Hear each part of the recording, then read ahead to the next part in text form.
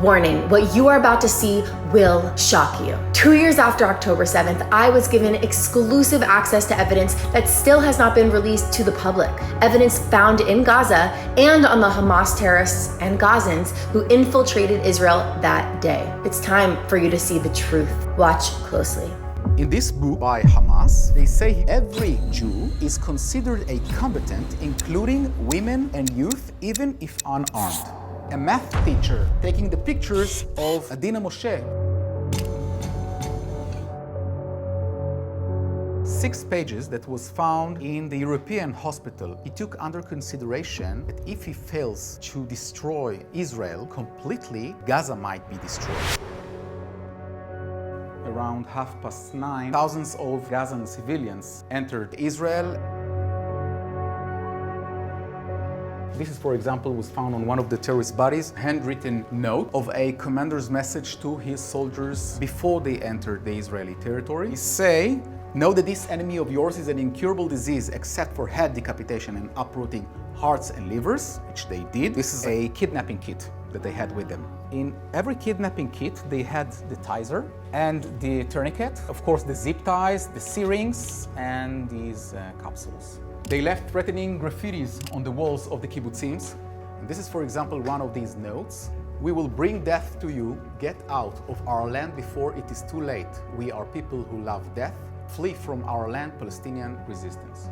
We know of the full cooperation with the Red Crescent, with Hamas.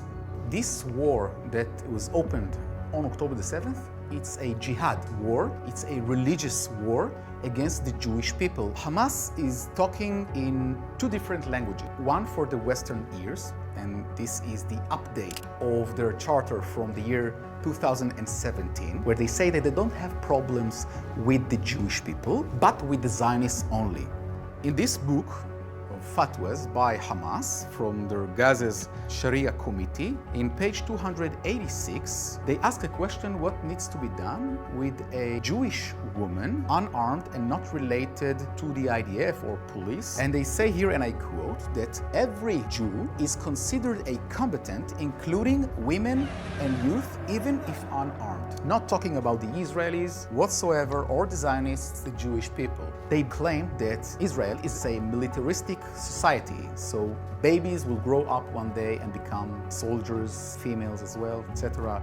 So it is allowed to do whatever they want. This was found in many of Hamas's pockets and also in one of the houses that they held hostages inside. So you can see here sentences very much aimed towards the civilian population. You can see here women here, kids here, take off your pants, take off your clothes, we will kill the captives. Where is the kibbutz leader's head? Is the plan in the handwriting of Yahya Sinwar, the leader of Hamas, and he says here that it needs to be done with the help of Hezbollah, with Iran. They wanted to create a ring of fire around us. And here he also talks about, took under consideration that they might find themselves without commanders in the field. So he told them that they could do actually whatever they feel like. He says here that he wants that every commander post 5 to 10 pictures, horrific pictures, of kibbutzim going on fire, stabbing people, soldiers on their knees. So these are the items that Yahya Sinwar that carried on himself. You can see with his blood on, with his shoes, with his watch, on the day we took him down. They also had weapons from Iran and Russia, Chinese as well. You can see here the set of knives. You can see here the machete. They were very much equipped with these to cut off organs, beheading, everything. Hello.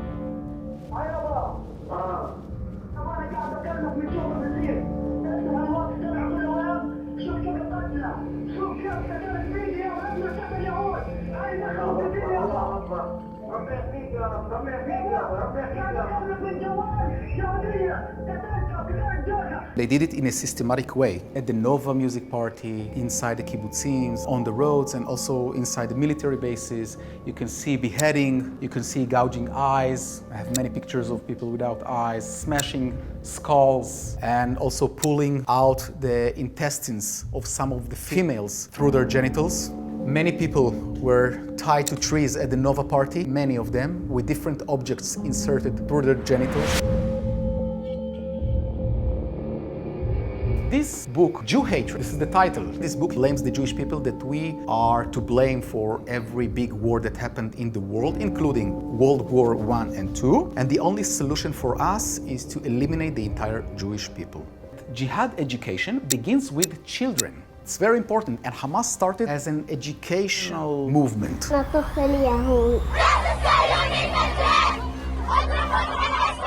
أنا بدي أهزمهم بالحرب، بدي أهزمهم. أنا بقرأ اليهود. يعني إنهم بيعلمونا بالمدرسة إنهم إرهابيين إذا بطعن بدعس عليهم. إيش أكيد هدول عمليات ترفع الراس ولفلسطين. This is something that is inherited from parents to their kids. It's like the 5th or 6th generation. A book for 5th grade, talking about their national hero, Dalal el-Mughrabi, a terrorist that was in charge of an attack against a civilian bus in the late 70s, and she killed 37 people, civilians, among them 13 kids. So she's a national hero, and you can see her pictures all over UNRWA's walls. In every book, they emphasize their actual, real terror cases that they did in order to inspire kids to go and imitate them. This is trying to assassinate our former Knesset member, Yehuda Glick. Here again, running over a Jew, many caricatures of the Jews. Here, slaughtering a Jew. They are very, very popular in Gaza from very young age.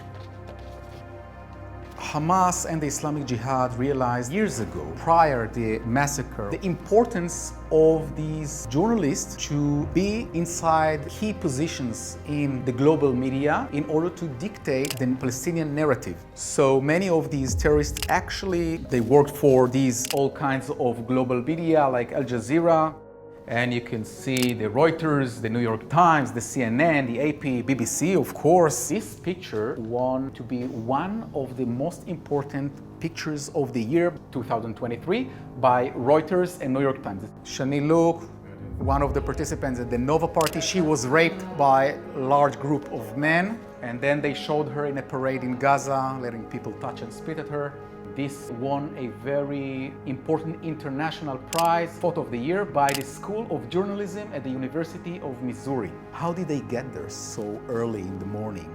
How they got so close to Hamas, knew what pictures to take. They should have been interrogated. UNRWA's employees took an active part of the massacre itself. You can see here, for example, one of these social workers taking the body of the late Jonathan Samirano, also American citizen, and they kidnapped his body and put him inside UNRWA's vehicle.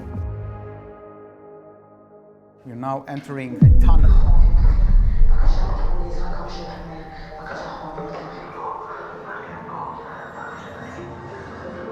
It's been 2 years since October 7th, and I still can't believe how much our world has changed. Walking through this tunnel, I can feel the darkness that so many innocent people were forced to live in.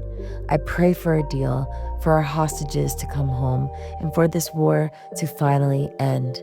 But standing here, I'm reminded no one truly wins in a war, because the soul of humanity is what has been lost.